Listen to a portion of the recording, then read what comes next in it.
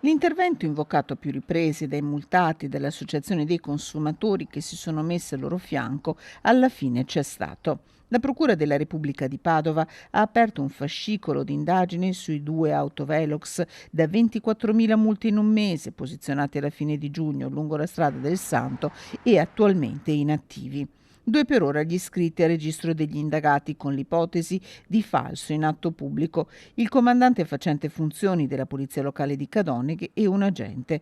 Sotto la lente degli inquirenti l'iter che ha preceduto la messa in funzione dei due apparecchi, un iter anomalo secondo la denuncia dell'associazione Migliore Tutela Alt Velox. Lei mi chiede le anomalie ci sono, adesso la magistratura ha ritenuto di mettere sotto inchiesta il comandante della polizia locale e un collega, ma secondo noi c'è ben altro, ci sono altre cose da chiarire e ci auspichiamo che venga fatta chiarezza. Noi ci siamo messi oggi a disposizione della Procura della Repubblica tramite i Carabinieri, gli abbiamo dato tutta la nostra disponibilità anche a far vedere la documentazione in nostro possesso. È una nota inviata dall'amministrazione comunale di Cadoneghe alla prefettura, quella su cui sarebbe necessario fare chiarezza. Nessun commento da parte del comune di Cadoneghe e del sindaco Marco Schiesaro, che abbiamo cercato di raggiungere. C'è un'indagine in corso, ha spiegato attraverso la sua portavoce. Alla finestra i multati, impegnati nei ricorsi e in attesa di risposte.